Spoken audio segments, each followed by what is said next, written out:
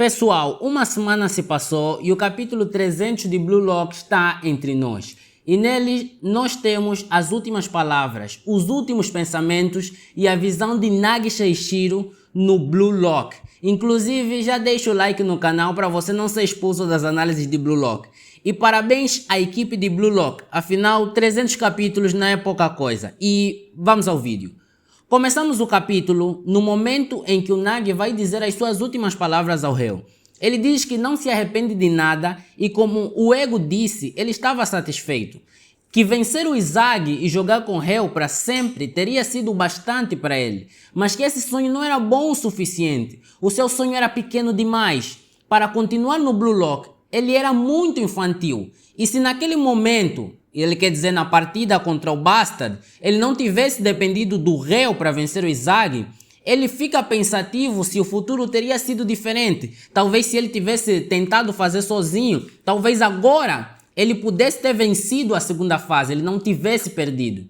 Ele pede desculpas ao réu, porque no final das contas, querer ser o melhor do mundo não era um sentimento tão forte quanto o medo de separar-se do réu.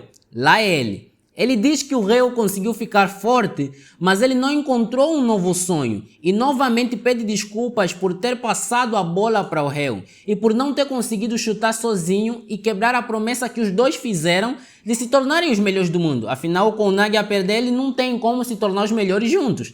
E nesse momento, o réu interrompe o Nagi e diz que já chega. Ele diz para o Nagi não pedir mais desculpas porque ele não fez nada de errado. Afinal, ele nem gostava de futebol, mas mesmo assim seguiu o sonho do réu. O réu pede desculpas por ter forçado o Nagi e feito ele se esforçar. E diz que ele não precisa mais tentar. E novamente fala que ele não precisa pedir desculpas. O Nagi então diz que ele foi feliz. Ele fala que o réu foi mandão, egoísta, ansioso, mas está com ele, o mostrou lados novos dele mesmo. Lá ele novamente. Ele fala que começou a se empolgar com o futebol, descobriu que poderia se frustrar e se sentir idiota. Ele falou coisas ruins ao réu e aprendeu como é incrível vencer. E que ele começou a sentir a falta do réu quando ele não estava por perto. Lá ele triplo, meu. Ele diz ao réu que a vida antes de o conhecer era só um tédio. E ele trouxe a ele a luz. Lá ele, pela quarta vez. Mano, esse relacionamento do réu e do Nagi é muito estranho. O Nagi diz que tudo o que aconteceu desde que ele conheceu o réu foi o maior tesouro da vida dele. Mas que talvez quando ele começou a sentir-se assim, já tivesse perdido. Já que estar com o réu se tornou a coisa mais importante, ele deixou de ser um prodígio. Ele diz que tem certeza que se tivessem seguido caminhos diferentes, eles teriam ficado ainda mais fortes e poderiam até ter se tornado os melhores do mundo. Mas esse é o fim da história deles. É o fim deles tentarem ser os melhores do mundo juntos. O Nagi dá um adeus ao réu e fala para ele se tornar o melhor do mundo sozinho. Nesse momento nós vemos vários dos perdedores com uma cara assim meio para baixo, porque sinceramente esses dois últimos capítulos são bem pesados, afinal já tinha afrouxado muito o círculo, a maioria dos personagens eram queridos pela fandom, embora tenha alguns fandoms aí que eram do time do Sub-20, né, mas apesar desses randoms, a maioria dos personagens que nós vimos, né, eles eram queridos pela fandom. Então ver eles partirem é algo assim um pouco difícil. Nesse momento, o Izagi diz para o Nagi não parar de jogar futebol.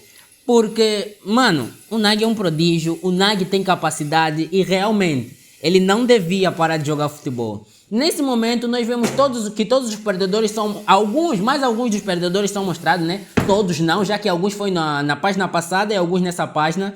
E nós vemos que o Izagi, quando fala para o Nagi não parar de jogar futebol, se acende uma aura no Izagi, como se ele tivesse a tentar acender a chama do Nagi, ele dizer, olha, nós estamos aqui, não para, ainda tem coisa que você pode fazer. E nesse momento, o Nagi, quando olha para o Izagi, acende uma pequena aura no olho dele. Então, como para quem tá vendo os shorts do canal, eu já disse isso nos shorts, esse não é o fim do prodígio. Além de ter um mangá próprio, ainda teve esse momento em que mostraram a aura dele, embora pequena, se reacender, né? Então, não, esse não é o fim do prodígio. Nesse momento, nós vemos a última página do capítulo, acabando com o Nagi a sair pela porta dos perdedores e finalizando a fase 2 e mostrando que a próxima fase é a Copa Mundial Sub-20. Mano, o que dizer desse capítulo? Foram as últimas palavras do prodígio para o réu e também de certa forma para entendermos como é que a mente do Nagi funciona nesse momento.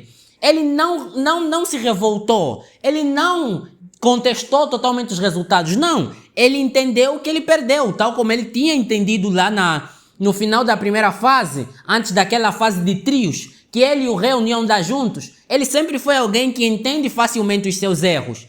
Claro, até agora ele não conseguiu entender essa maior falha dele, porque ele se agarrou muito ao réu, mas ele sempre foi alguém que é capaz de entender os seus erros. Então ele chegar até aqui e entender que ele estava errado, entender que ele realmente perdeu porque ele teve vários defeitos, em vez de simplesmente ficar frustrado ou revoltado sem motivo, para mim é muito bom, já que eu duvido que o autor vai largar o personagem. Eu duvido que ele vai ser abandonado. Então ele perceber isso agora, o Isaac reacender a chama do ego dele, para mim isso só mostra que o futuro do Nagi ainda é muito promissor.